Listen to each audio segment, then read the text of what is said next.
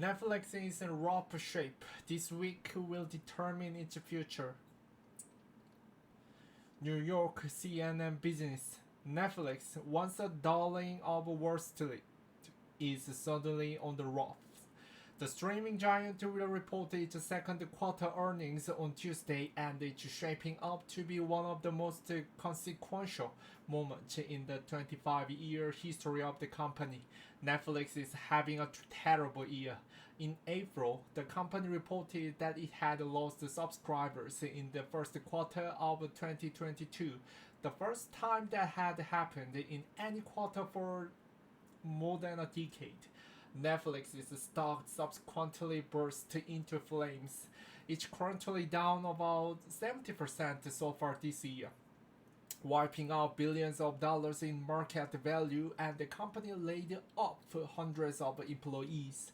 The loss of subscribers wasn't the only problem that caused Netflix's world to be turned upside down like the keys on Stranger Things. The weak outlook for the second quarter shocked investors. Netflix predicted it would lose another 2 million in the spring.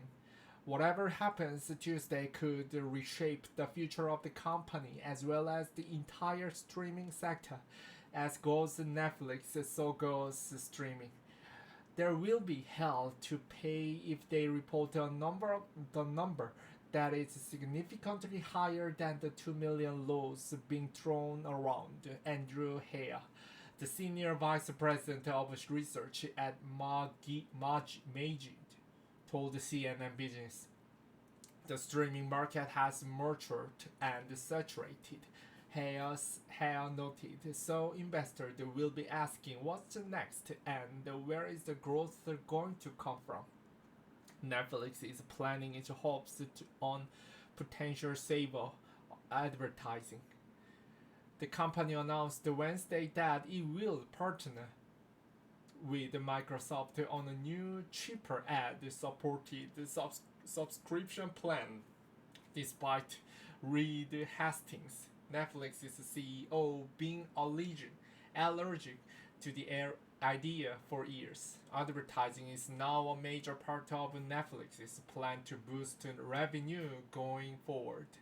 The new tier will reportedly come before the end of 2022, but Netflix admits its nascent ad business is in its very early days. The company is also focusing on clamping down on password sharing and focusing on creating compelling content to help turn the tide. But will any that matter if Tuesday's numbers are so lackluster that Wall Street fully turns its back on Netflix? Once Netflix becomes heavily undervalued by the market, all bets are up, Hare said. The streamer does have some things working on its favor. However, for starters, it's still Netflix, the streaming leader with 221.6 million subscribers worldwide. It's also reporting numbers in the marketplace that presenting factors out of Netflix's control, such as soaring inflation. So it has those excuses it can rely on to possibly soften the blow with investors. Investors will give them time to right the ship, but they need to hear more solid plans about the path toward immediate growth, Hare said. It's all about communicating how they are evolving the business to ensure they continue to win streaming. No one has the stomach for a business losing millions of subscribers every quarter. Wall Street CEOs grapple with the R word.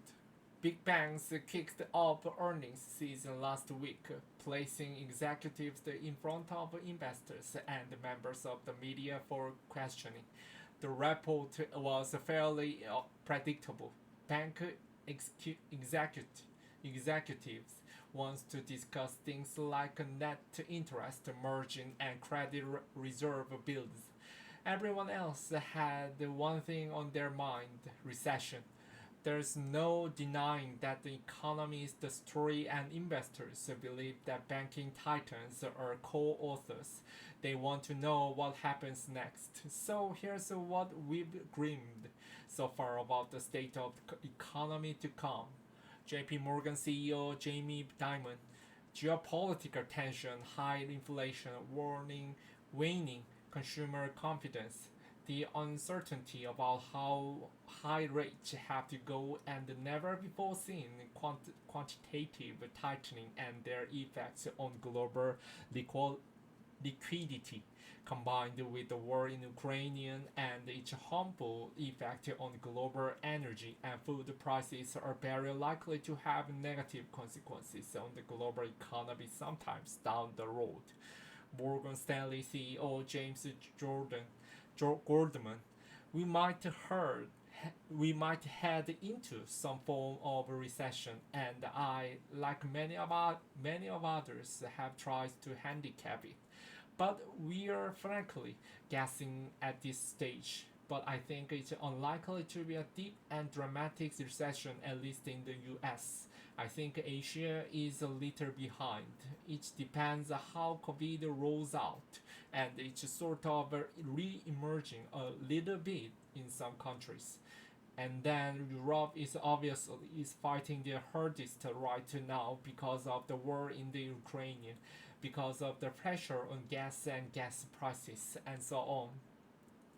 First Republic Bank CEO and founder Jim Herbert. The Fed has to play catch up.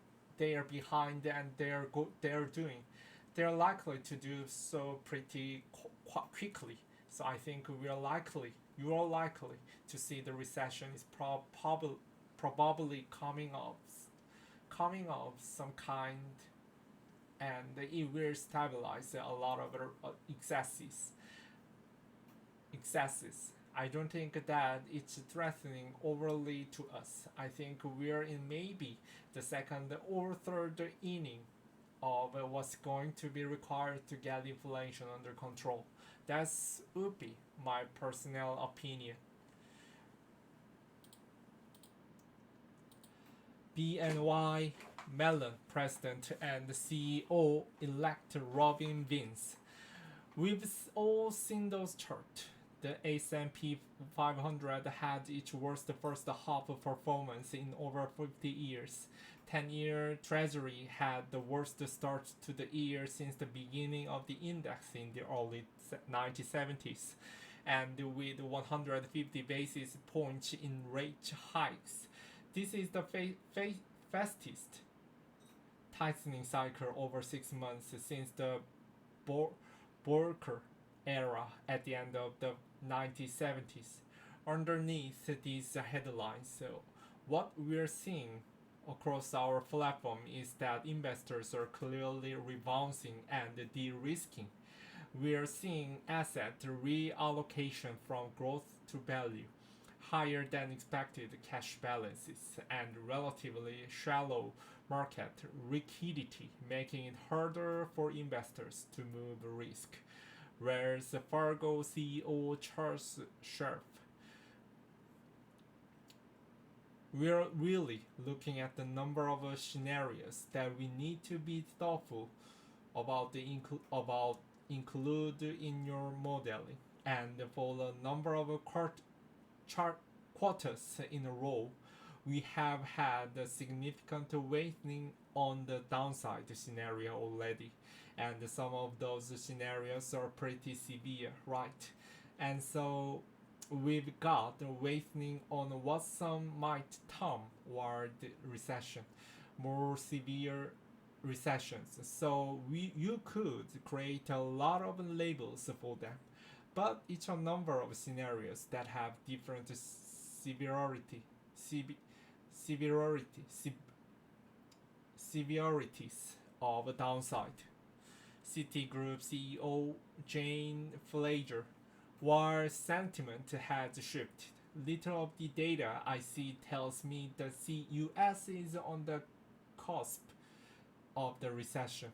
Consumer spending remains well above pre-COVID levels, with household savings providing a caution for future stress. And as any employer will tell you, the job market remains very tight. I just back from Europe, where it's very different story. We expect a very difficult winter is coming, and that's due to disruptions in the energy supply. There is also increasing concern about second order effects on industrial production and how that will affect economic activity across the continent. And the mood is, of course, further darkened by the belief that the war in Ukraine will not end anytime soon.